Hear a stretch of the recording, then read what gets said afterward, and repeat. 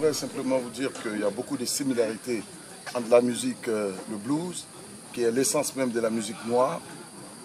C'est une musique qui est apparue dans le 19e siècle et c'est parti de l'Afrique. Et ces musiciens sont allés avec leur âme, leur tristesse, le désarroi qu'ils ont, la séparation avec leur famille d'origine en Afrique. Cela n'a pas changé leur façon de penser, leur façon de rythmer la musique. Et voilà, cette musique aussi, on s'est rendu compte que les peuples du nord de la Côte d'Ivoire, en particulier ceux de la Bagoué, ici, nous avons remarqué que c'est les mêmes sons, les mêmes sonorités, les mêmes intonations, les mêmes thèmes que nos musiciens ici jouent. Alors moi j'ai été vraiment touché par cela parce que moi-même je suis un mélomane, je suis un amateur de musique et j'aime beaucoup la musique. Et c'est cette musique-là qui m'a touché et qui m'a bercé dans mon enfance. Et je me suis dit qu'un jour, si je grandis, si je deviens quelqu'un comme on dit, je vais faire valoir cette musique. Vous savez que le blues est en perte de vitesse, même aux États-Unis. Parce que tous les groupes aujourd'hui aux États-Unis ne font plus de clin d'œil au blues. Les derniers bluesmen ont en général 70-80 ans. Alors aujourd'hui, je pense qu'il est temps que des gens pensent au blues et qu'ils ramènent le blues à sa source qui est l'Afrique. Et nous pensons que nous avons joué juste et nous voulons ramener le blues en Afrique, ramener le blues en Côte d'Ivoire, ramener le blues dans la Bagoué, ramener le blues à Kolia. Il fallait que ce soit quelque part, et quelque part c'est Kolia, parce que moi, je suis natif de Kolia. Première journée, cérémonie d'ouverture, on peut s'attendre à quoi pour la suite? Première journée, vous avez vu vous-même l'engouement. Nous sommes dans une zone à forte population aussi musulmane. Malgré cela, les gens sont venus, ils sont sortis nombreux.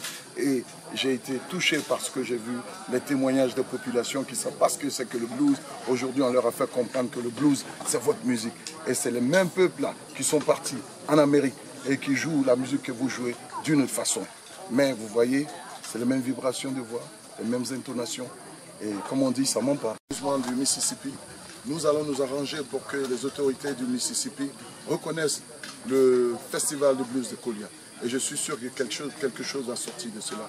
Et moi, ce que je dis d'ailleurs, les talents que nous avons ici sont des talents vraiment qui ont impressionné les bluesmen du Mississippi. Tout à l'heure, j'étais avec Terry.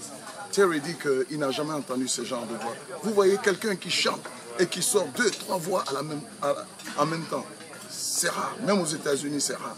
Et je pense que nous pourrons avoir d'ici 2-3 ans, nous allons avoir 1 ou 2 Grammy Awards à Los Angeles et ça j'en suis sûr. Avec ces musiciens que nous avons, j'ai pas de doute.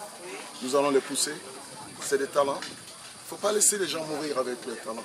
Il y a des talents partout. Mais les gens en Afrique ont tendance à mourir avec leurs talents.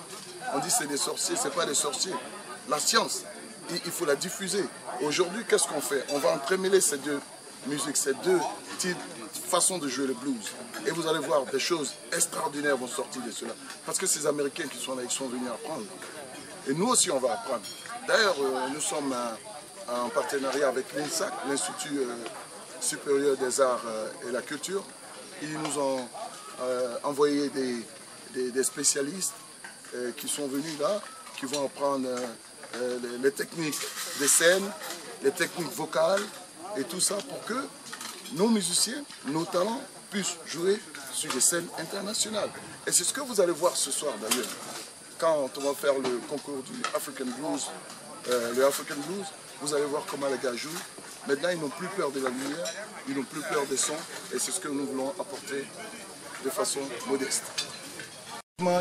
C'est d'abord essayer de faire du blues une musique qui ne disparaîtra plus. Il faut que les gens aient intérêt dans le blues. Les gens sachent qu'avec le blues, ils peuvent vivre. Vous savez, les musiciens qui ont joué ce soir et ceux qui vont jouer ce soir, ils ont même du mal à voir des choristes. Parce que les gens les regardent de haut. Aujourd'hui, nous voulons révaloriser ces gens-là. Vous savez, ici au Nord, avant, quand tu étais gendarme ou policier, on te regardait mal. Quand tu étais footballeur, on te regardait mal. Quand tu chantais là, alors c'était grave. Alpha Blondy aujourd'hui, il fait des milliards. Et les gens seront heureux d'avoir des fils comme Alpha Blondy. Et c'est ce que nous voulons faire. Et le blues, c'est notre musique. Nous devons nous approprier le blues, comme on s'est approprié le jazz et la soul music. Mais le blues, c'est la base de tout et nous devons nous y approprier.